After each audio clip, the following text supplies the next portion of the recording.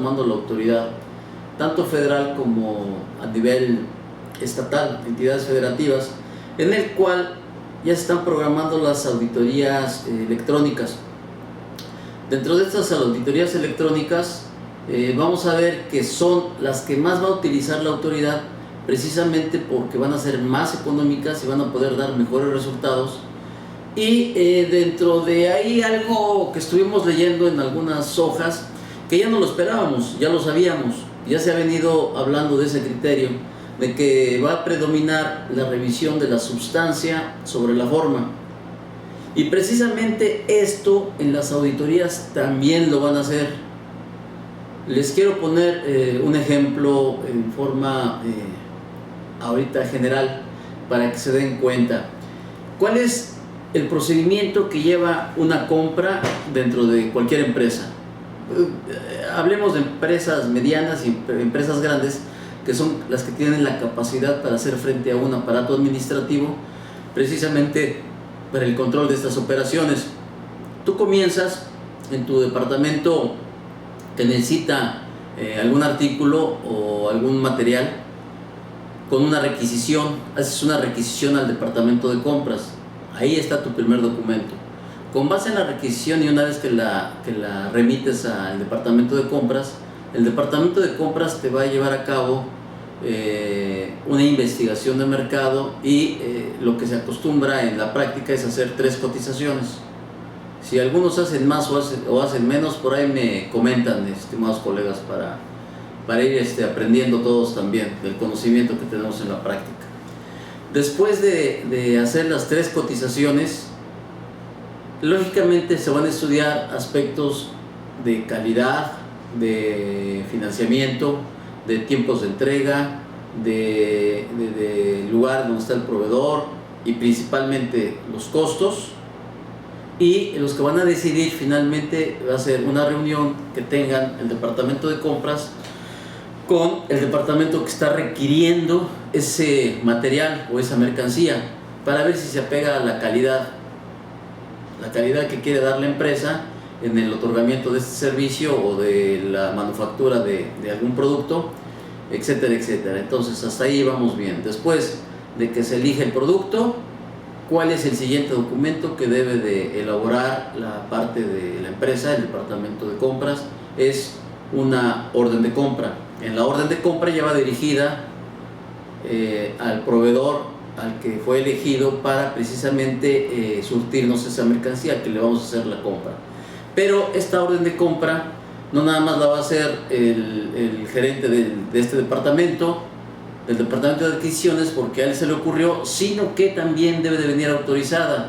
Se acostumbra que venga autorizada por un contralor, que es el responsable o es la cabeza del departamento de contabilidad y finanzas, y también por otra parte por el gerente general de la empresa y por la cabeza del departamento de producción, la cabeza del departamento administrativo, que es el que está requiriendo esa mercancía, o la cabeza del departamento de mercadotecnia, el departamento que está requiriendo la utilización de ese producto que se está comprando.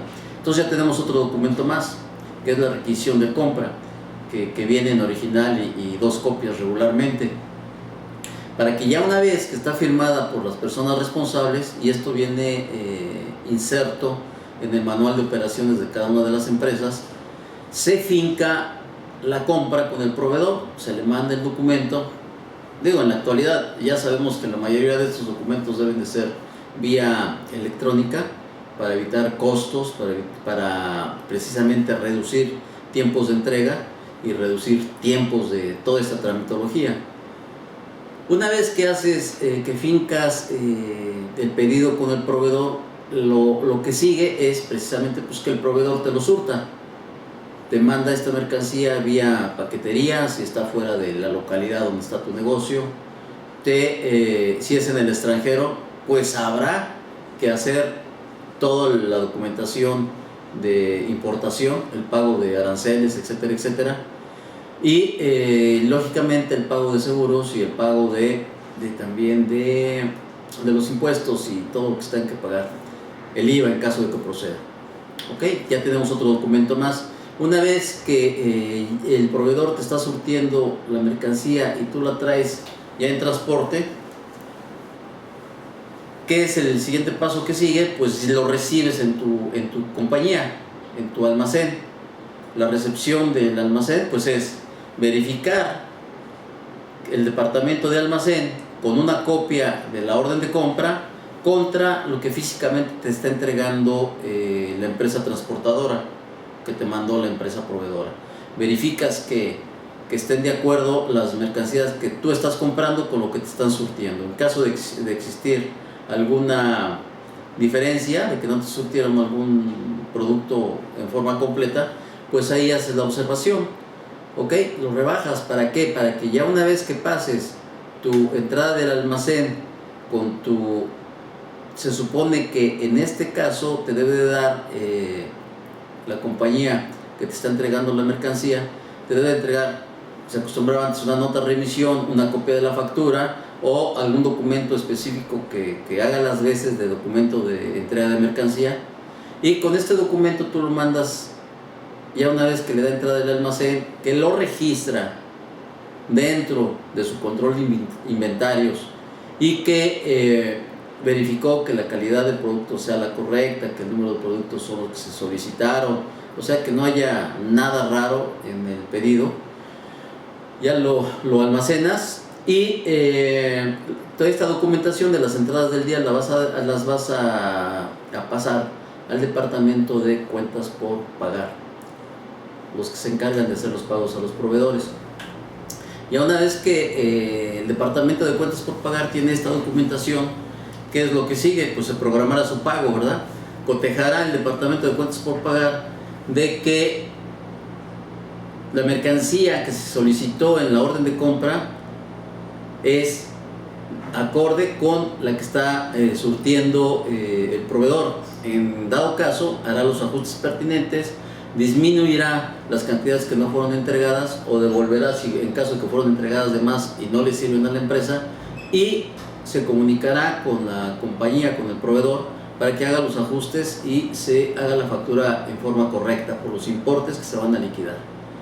Y hasta ahí las operaciones en cuanto a la recepción y este aspecto administrativo. Ya posteriormente, ¿cuál es el paso que sigue? El paso posterior es el pago de la mercancía. Ahí estamos. Entonces, se dan ustedes cuenta de todo el manejo administrativo que debemos de llevar a cabo por una operación dentro de la empresa. Pues precisamente, estimados colegas, en las revisiones que hagan las autoridades de aquí en adelante van a revisar todo eso, precisamente tanto para revisar que no son operaciones simuladas, tanto como para revisar de que sí fueron llevados a cabo en forma puntual. Van a revisar que les den el número de guía con que fue transportada la mercancía y que llegó al almacén, y que esté registrado dentro de tu almacén, dentro de tus tarjetas, de tu Cardex, de tu programa de contabilidad para el control del almacén. Y también un paso que nos saltamos y que sí hacía falta es cuando la mercancía sale del almacén, pues sale con una orden o un pedido, una requisición de almacén, la cual va autorizada por el jefe del departamento que lo requiere. En este caso hablemos del departamento de producción, va firmada por el jefe del departamento de producción y por la persona encargada de sacar la mercancía, la que la va a utilizar para hacer algún artículo. ¿Ok? Entonces, todo este tipo de operaciones es lo que nosotros conocemos como substancia, o de aquí en adelante este tema se va a poner de moda. También otra terminología va a ser los CEFOs y los CEDOs, las empresas facturadoras de operaciones simuladas y las empresas usuarias de facturaciones simuladas. Entonces, esto se los quiero hacer llegar y dejarles la inquietud para que se den cuenta de que día con día, como siempre lo hemos comentado, la autoridad se pone más puntual, más exigente, conoce. Para aquellos que piensan que todavía que no conocen cómo algunos contadores hacen sus operaciones y simuladas, pues déjenme decirles que eso ya está totalmente conocido por el SAT. ¿ok? Entonces, ¿a dónde vamos? Lo importante es que cuando la autoridad nos haga alguna revisión dentro de nuestras empresas, tengamos registrados y debidamente documentados todas las operaciones que estamos llevando a cabo dentro de la empresa. Porque, les repito, la revisión ya no va a ser como antes, nada más reviso el documentito contra tu pago y ya con eso me doy por satisfecho. No, en el caso de que sean sospechosas las empresas de que están llevando a cabo y están realizando operaciones simuladas, les van a revisar todo lo que les comenté, mis estimados colegas, ¿ok? Entonces vamos a ponernos abusados con este tipo de situaciones, y esto quería abrir el tema con ese comentario para que después sigamos viendo las características de las deducciones. Y debido a que el tiempo es muy poco, ya saben que como ya es la hora de la comida para ustedes, ya casi para ustedes, para mí ya está pasando, entonces vamos a cortarle a los 40 minutos. Vamos a ver unos ejemplos de tesis y vamos a ver unos ejemplos prácticos de cómo actúa la autoridad cuando nos hacen las revisiones y los gastos que yo creo que de aquí en adelante, aun cuando ya tenemos la experiencia de que en el pasado nos los revisaban, nos los echaban hacia atrás, nos decían que no eran deducibles, vamos a ver algunos elementos o algunos criterios de defensa que pudiéramos tener para estos casos. Entonces, esto es a lo que se refiere esta gráfica que le estoy presentando, que dice que las operaciones sean comprobables y que las operaciones sean demostrables, ¿ok?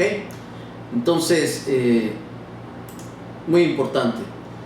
En cuanto a los requisitos de las deducciones autorizadas, bueno, ya todos ustedes lo saben, ese no es el tema ahorita que vamos a ver. Y yo lo que sí les quiero mostrar es una tesis que tenemos por aquí, algunas tesis que vamos a estudiar referente a los gastos. Vamos a ver esta. Bien, hay un criterio que siempre ha tenido la autoridad, y a donde vamos a llegar primero es a revisar los gastos de mantenimiento o reparaciones de maquinaria, que son uno de los gastos que constantemente la autoridad nos rechaza. Nos rechaza por ciertos criterios que vamos a ir definiendo aquí en estas tesis. Esta tesis nos dice, es una tesis aislada de la primera sala de abril del 2009, aun cuando ya es pasada, ya tiene algunos años, y es una tesis aislada, la cual no obliga a la autoridad a observarla. Es importante que estemos analizando algunos de los preceptos, algunos de los conceptos que está manejando, porque estos nos pudieran dar algunos elementos para defensa en alguna situación que tuviéramos con la autoridad. Y nos dice entonces, renta, la procedencia de las deducciones en el impuesto relativo no está condicionada al hecho de que las erogaciones respectivas se vinculen necesariamente con la actividad preponderante del contribuyente. Y aquí tenemos el problema grave de que siempre la autoridad nos dice, la autoridad, y que deviene precisamente del impuesto sobre la renta, que todas las erogaciones deben de ser estrictamente indispensables para la consecución del negocio. Y precisamente con esa terminología y con esa descripción, con ese texto, es con base en la que la autoridad nos hace no deducibles una serie de gastos. Pero vamos a analizar la tesis. Y nos comenta que es lógico y deseable que las erogaciones deducibles se justifiquen en la medida en que resulten necesarias frente a la generación del ingreso del contribuyente, como lo sostuvo la primera sala de la Suprema Corte de Justicia de la Nación en la tesis, ahí está, del 2007, de rubro deducciones, criterios para distinguir las diferencias entre las contempladas en la Ley del Impuesto sobre la Renta, a la luz del principio de proporcionalidad tributaria consagrado en el artículo 31, fracción cuarta constitucional. Sin embargo, el postulado que indica que la erogación respectiva debe vincularse necesariamente con la generación del ingreso no implica que las erogaciones efectuadas para generar ingresos únicamente serán las deducibles. Queda muy claro que no solamente las deducciones que nos están generando ingresos van a ser las deducibles, de acuerdo con lo que estamos revisando hasta este momento. las que correspondan a la actividad preponderante del contribuyente, considerando que solo esas tienen el carácter de estrictamente indispensables, que es lo que comentábamos hace un momento.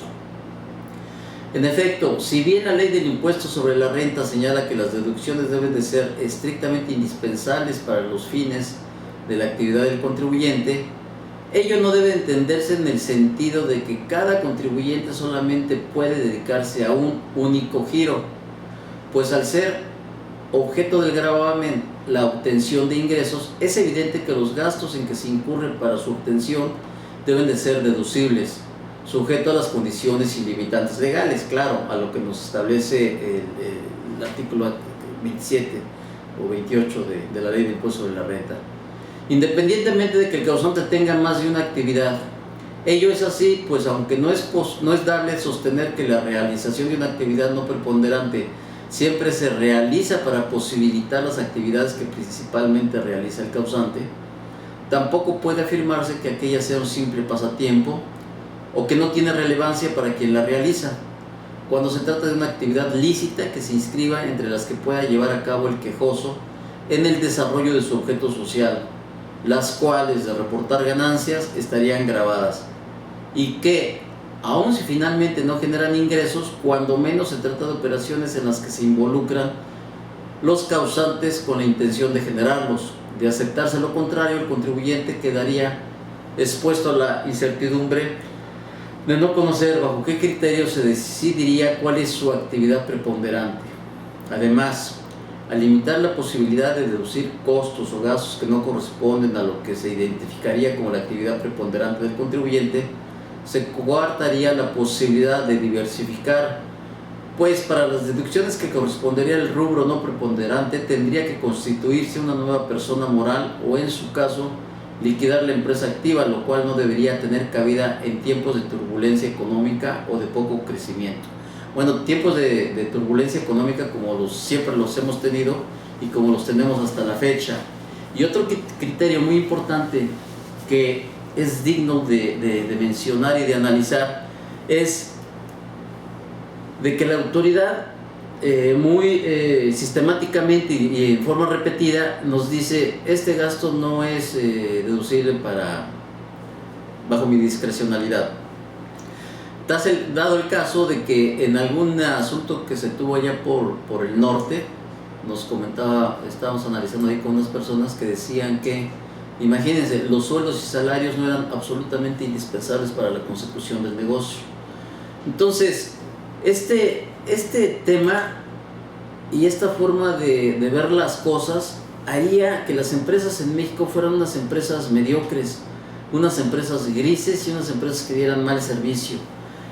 Por poner un ejemplo, algunos gastos relativos a tener unas buenas instalaciones para vender la mercancía, tenerla bonita, en lugar de ponerle mosaico, a mí se me antoja ponerle mármol, porque estoy vendiendo joyería muy fina, vendo diamantes, vendo relojes de oro, y un reloj de oro pues no lo voy a poner con un acabado de cemento en la tienda, ¿estamos de acuerdo?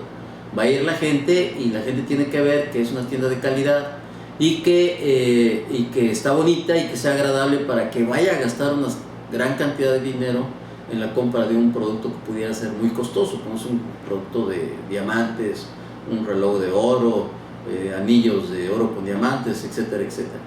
Entonces, para el criterio de la autoridad pudiera ser que el hecho de que le pongas mármol al terminado de tu tienda no es absolutamente indispensable, porque pudieras vender el mismo producto en cualquier otra tienda que no tuviera acabados de lujo.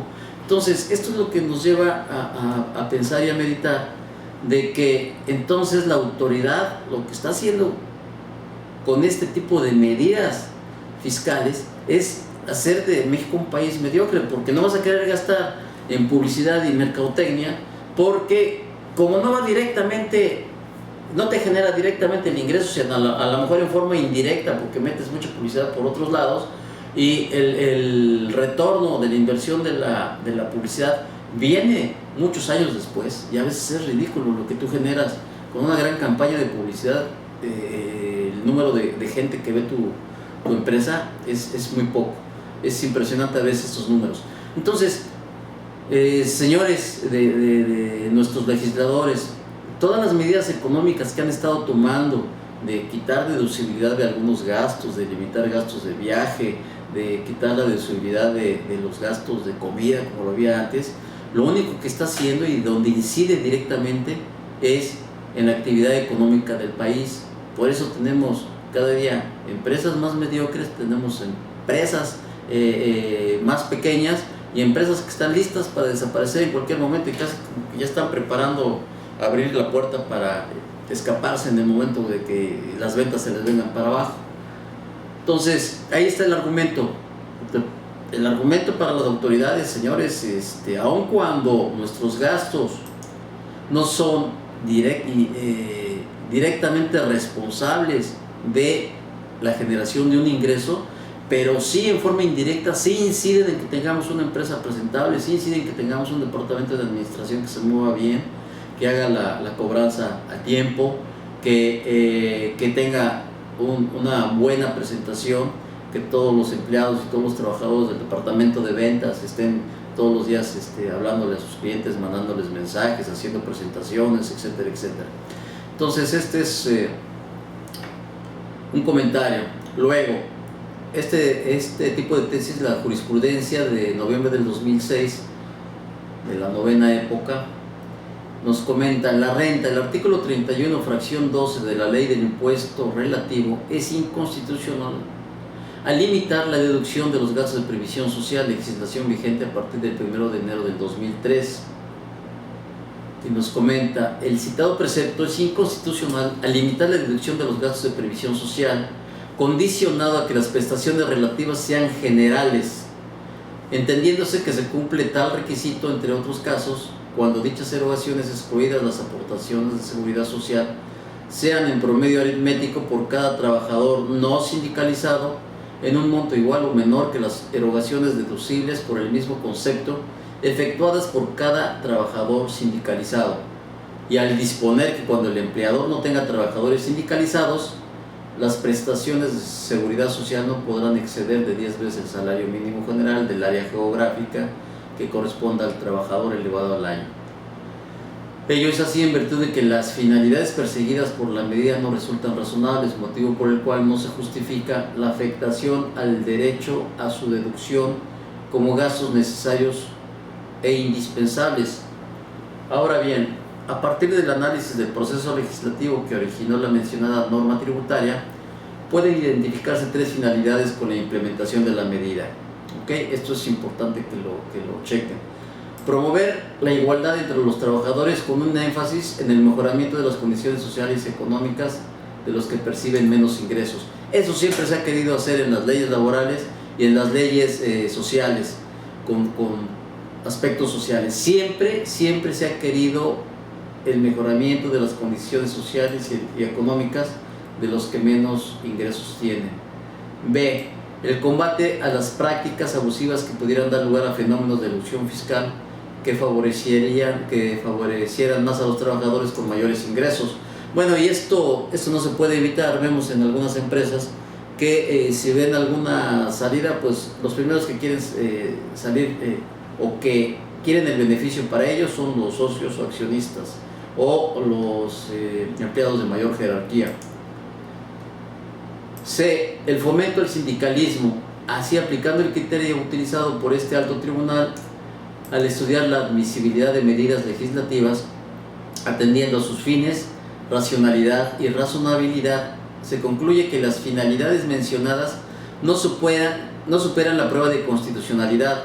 En efecto, por lo que hace al primer objetivo señalado, se advierte que si bien resulta constitucionalmente aceptable, pues la ley fundamental no solo no reprocha, sino que fomenta una mejor distribución del ingreso, no es racional en la medida en que, buscando favorecer un mayor aprovechamiento de las prestaciones de previsión social por parte de los trabajadores de menores ingresos, establece la limitante a favor de un grupo que no es coincidente, como son los trabajadores sindicalizados.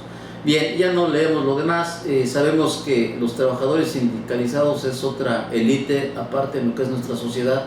Los trabajadores sindicalizados de sindicatos buenos pues tienen una serie de prestaciones superiores o adicionales a lo que pudiera llevar cualquier trabajador regular.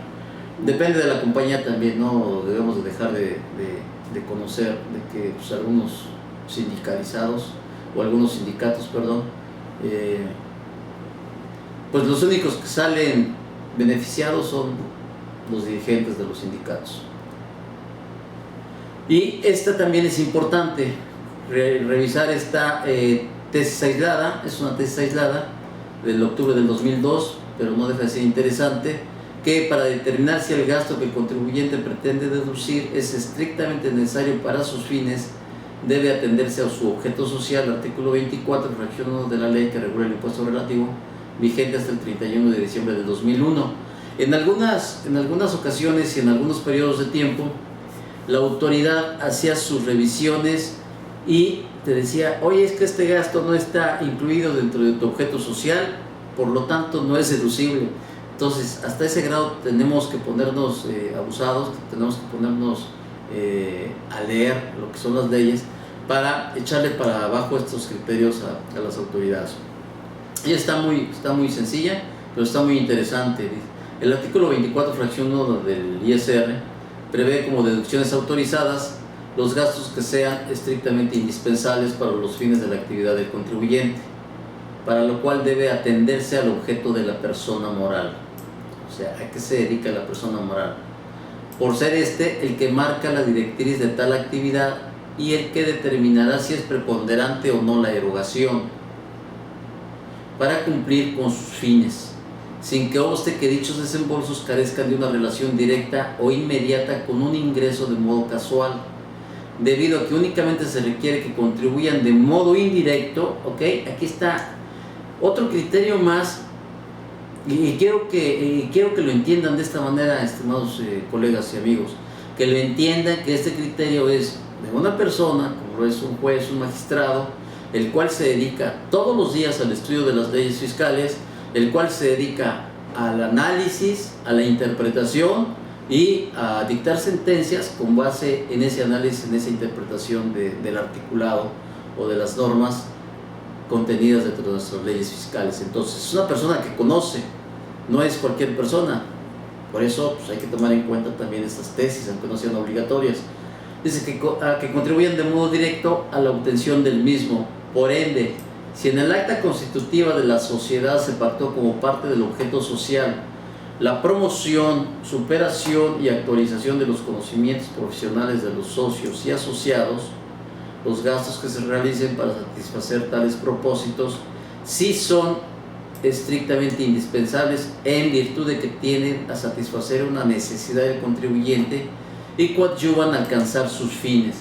¿Ok? Quiero que vean y que detecten la diferencia entre las tesis anteriores que hemos estado leyendo y esta tesis que acabamos de estudiar.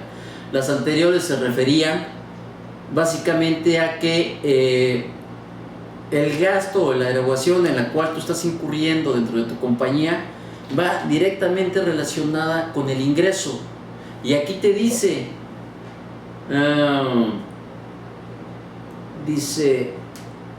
si se pactó como parte del objeto social la promoción, superación y actualización de los conocimientos profesionales de los socios y asociados, los gastos que se realicen para satisfacer tales propósitos sí son estrictamente indispensables en virtud de que tienden a satisfacer una necesidad del contribuyente y coadyuvan a alcanzar sus bienes.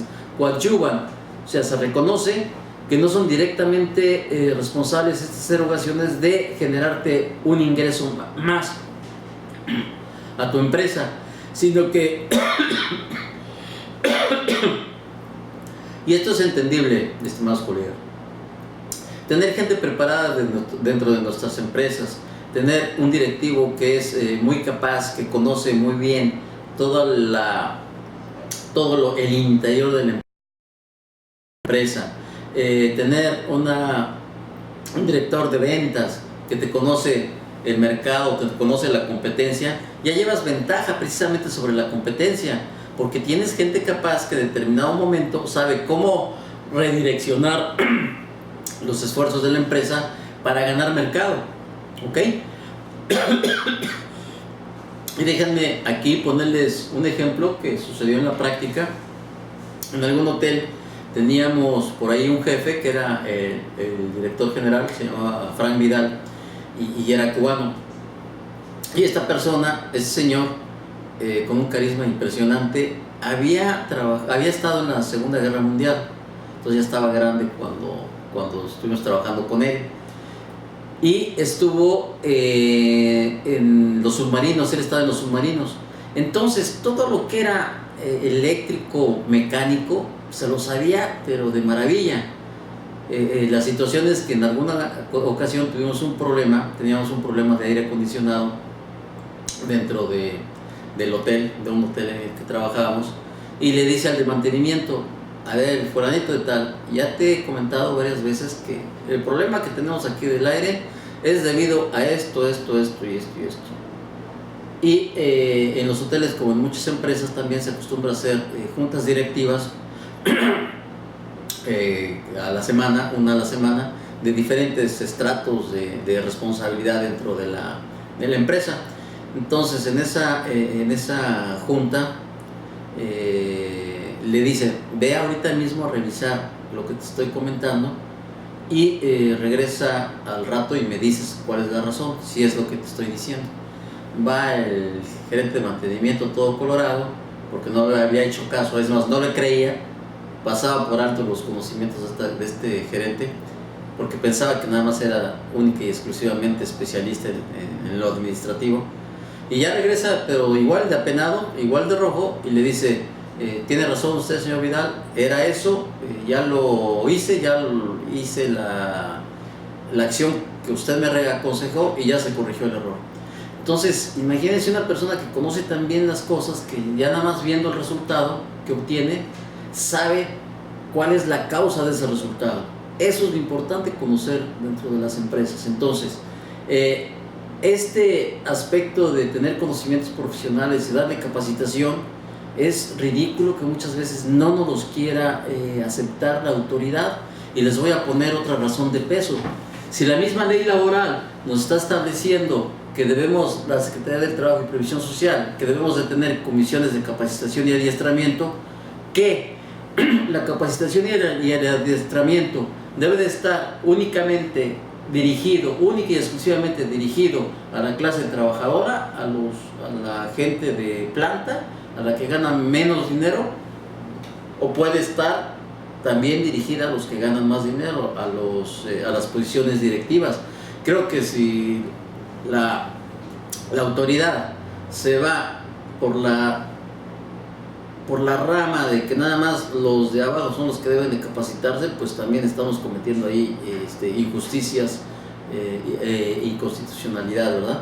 Entonces, ese nada más como tema de reflexión. Y un consejo para quitarse de problemas: pudieran ustedes, dentro del objeto social de sus empresas, precisamente insertar este tipo de prestaciones que van a tener sus trabajadores, que debido a la situación o al tipo de negocio de la empresa se consideran herramientas de trabajo, el teléfono celular, el automóvil, los uniformes, para ejecutivos, ¿qué más les gusta? Los gastos de viaje, la capacitación y adiestramiento en el extranjero. Dado el caso, les pongo un ejemplo, también trabajamos por ahí con algunos judíos en alguna empresa que se dedicaba a la confección de ropa, y año con año tienen que mandar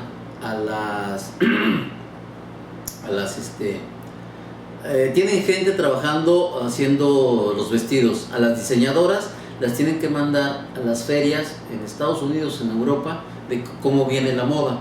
Los europeos y los norteamericanos son los puntas de lanzas para determinar ahora cómo van a venir los vestidos de primavera, de verano, de otoño, etcétera, etcétera. Y las mandan y les pagan los gastos, que pareciera o pudiera parecer que serían exagerados, y todo el mundo llega y los ve y dice: ay, pues se fue a California, se fue a Hollywood, que ahí hicieron, en algún salón de por ahí cerca de Hollywood, hicieron la convención de todos los diseñadores, o la hicieron en Europa, en París, o en Alemania, etcétera, etcétera. Podría parecer el gasto exagerado, pero es necesario porque con base en esas convenciones y cómo están diseñando la ropa en ese momento los norteamericanos y los europeos, es con base en lo que los demás países lo siguen, ¿verdad? Y el tema que les quería tocar para finalizar ahorita es el tema de mantenimiento. Siempre nos encontramos de que la autoridad no nos quiere reconocer que un gasto es tal, sino que debería de ser una inversión. Si ustedes compran una casa para hacer una oficina y hacen la remodelación, la autoridad inmediatamente dice, esto no es un gasto, esto debería de ser una inversión, porque te está incrementando el valor de tu inversión. Y esto, mis estimados colegas, es una absoluta mentira. Vamos a checar aquí el artículo de lo que es el impuesto sobre la renta, que nos refiere que para los efectos de esta ley se consideran inversiones, ¿ok?, los activos fijos, los gastos y cargos diferidos y las erogaciones realizadas en periodos preoperativos, de conformidad con los siguientes conceptos. Lo que nos interesa para analizar este tema es el activo fijo. El activo fijo es un conjunto de bienes tangibles que utilizan los contribuyentes para la realización de sus actividades y que se demeriten por el uso en el servicio del contribuyente y por el transcurso del tiempo. La adquisición o fabricación de estos bienes tendrá siempre como finalidad la utilización de los mismos para el desarrollo de las actividades del contribuyente y no la de ser enajenados dentro del curso normal de las operaciones. Este es el tema que vamos a analizar ya para finalizar estas pláticas de este año y para finalizar el tema del día de hoy. Los activos fijos. ¿Qué pretende la autoridad? Pretende la autoridad que si tú le haces una mejora o le haces un mantenimiento a tu activo fijo que adquiriste, no le des el tratamiento de un gasto y que lo deduzcas inmediatamente en el mes en que lo estás pagando, sino que lo adiciones al valor de tu activo fijo y le apliques la tasa que le corresponde de acuerdo con la ley del impuesto sobre la renta para ir aplicando la deducción de inversiones, que conocemos como depreciación coloquialmente, dentro de los ejercicios que te permite, el 10% para maquinaria y equipo, a 20 años lo que es los activos fijos, los inmuebles. Entonces, ¿qué diferencia tan grande y qué afectación va a tener mi empresa totalmente radical? De que si un gasto que corresponde a un mantenimiento que única y exclusivamente me sirve para mantener ese activo fijo en condiciones de uso, deducirlo en ese mes, en el mes que estoy erogándolo, a adicionar el activo fijo y deducirlo en 10 o en 20 años, en lo que me permita la ley. ¿Ok? Entonces, ahorita vamos a llegar a algunas conclusiones respecto a esto. Entonces, tenemos para esto, vamos a ver aquí este criterio. Dice renta, primero, esto es importante.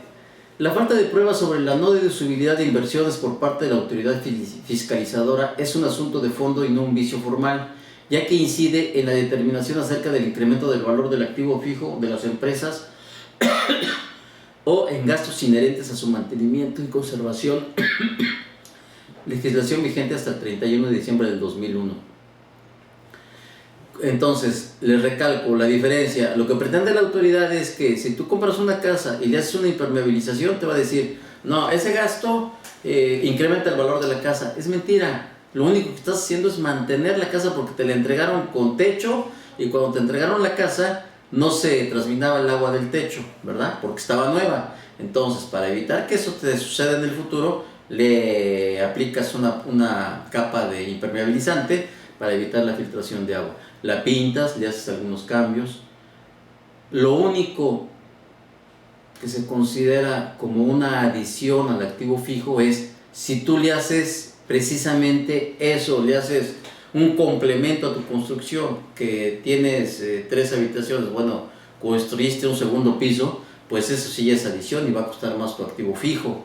Que le construiste atrás una salita de juntas, pues también, pero hasta ahorita todos los que son gastos de mantenimiento, lo que es la reparación de electricidad, aun cuando se llame que se te quemó toda la instalación eléctrica por alguna descarga, como sucede aquí en el sur, de que hay a veces tormentas eléctricas bastante fuertes, se te puede quemar toda la instalación eléctrica y pues la tienes que cambiar toda y le vas a meter un dineral a tu edificio para precisamente hacer esa reparación de ese mal que te causó un elemento de la naturaleza, ¿verdad? Y no por esto quiere decir que como ya es nueva va a valer más tu casa, al contrario. El problema de las casas, el problema de los coches, el problema de ciertas inversiones, compras un tráiler, es que día con día hay mayor oferta de las casas. Ahorita en todos lados donde he estado y aquí en Cancún y Playa del Carmen hay mucha oferta de casa. Los precios se van hacia abajo, o sea que si tú compras una casa, la remodelas, lo único que puedes aspirar es venderla a un precio de mercado justo, pero no la vas a vender mucho más cara que los demás, siempre y cuando no le hagas adiciones. Entonces ese es el criterio. Entonces aquí nos dice que la determinación de la sala y después del análisis del artículo 46 del ISR, en donde la autoridad rechazó algunas deducciones, la autoridad fiscalizadora, y que en la última acta parcial, motivo de la liquidación controvertida, ahí fue donde rechazó estas deducciones, debido a que la autoridad no demostró con pruebas fehacientes que obraran en el procedimiento de fiscalización o que hubieran sido aportadas en el juicio anulatorio de origen, que los gastos rechazados no constituyeron adiciones o mejoras de activo fijo. Y fíjense que este criterio está peor, porque no solo no te los aceptan ni te lo aceptaron como una adición o mejora al activo fijo, ni te lo aceptaron como una deducción, como un gasto de mantenimiento, sino que de plano te dice la autoridad es no deducible, y por ende que se consideran inversiones no deducibles. No puede estimarse que atañe a un vicio de mera formalidad por indebida motivación, sino al fondo del asunto, esto es, a determinar si los gastos deducidos por la empresa actora constituían adiciones, el tema que estamos manejando, o mejoras que incrementarán el valor de sus activos, inversiones, o eran gastos inherentes al mantenimiento y conservación, con el objeto de mantener el bien en condiciones de operación, ¿ok? Esos son los gastos de mantenimiento, los cuales podemos aplicar como tal en el mes que hagamos el pago, que hagamos la deducción, para efecto de impuesto sobre la renta, en el mes que lo conozcamos, para el IVA, en el caso que hagas el pago, ¿ok? A fin de poder resolver sobre la legalidad de la resolución que determinó el crédito fiscal reclamado por deducciones consideradas indebidas. Luego, la decisión de la sala fiscal en la sentencia definitiva de que los eventos en los que se sustentó la resolución administrativa no se habían demostrado al no obrar en autos prueba alguno de que los acreditara, versa sobre el examen del fondo del asunto y no sobre un aspecto vinculado con una mera formalidad, ya que la valoración de las probanzas que obran en el sumario constituye un análisis del fondo relativo a lo correcto e incorrecto de la resolución administrativa combatida ante la potestad fiscal. Esto es, que la autoridad nos decía, pues yo no necesito probarte que ese gasto es indispensable, yo no doy ni mi criterio ni en qué me estoy basando para decir que ese gasto para mí es no deducible. Entonces, pues es no deducible porque nada más así lo dije, pero no te da fundamentación, ¿verdad? Y esto es precisamente lo que le está atacando la autoridad jurisdiccional, de decirles, oye, si es un asunto de fondo, no es un asunto de forma, por lo tanto debes de darme los elementos convictivos en donde me des la probanza de en qué te estás basando para decirme que estos gastos no son ni mejoras, no son gastos y son no deducibles. O sea, aquí había un triple efecto en contra del contribuyente, ¿ok? Entonces, pues esto es el asunto que quería checar con ustedes el día de hoy, estimados colegas, abusados con las revisiones electrónicas que se van a dejar venir. De acuerdo con lo que se está viendo, parece que se dejan venir bastante fuerte. Y lógicamente con la gráfica que nos lleva de control el SAT referente al comportamiento de los gastos, en el momento que empiecen a hacer planeaciones se les bote algún gasto en forma dramática para efectos de estas gráficas, pues tengan la seguridad que les van a mandar una atenta invitación de que, oye, dame todos los gastos todas las comprobantes de este gasto y motívame por qué los hiciste. Y en dado caso de que no se dé por satisfecha la autoridad, pues puede irles a revisar todo lo que hablamos en el principio de esta plática, estimados colegas. ¿Ok? Pues me dio mucho gusto estar con ustedes todo este año. Les deseo lo mejor, que se la pasen muy bien, mucho éxito. El éxito pues va a ser estar leyendo, basado en estar leyendo todas las leyes, porque pues es lo de hoy, y los que no estemos leyendo y actualizando, pues nos vamos a quedar rezagados. Eso ténganlo por seguro. Les envío un fuerte abrazo, lo mejor para ustedes, que se la pasen muy bien, y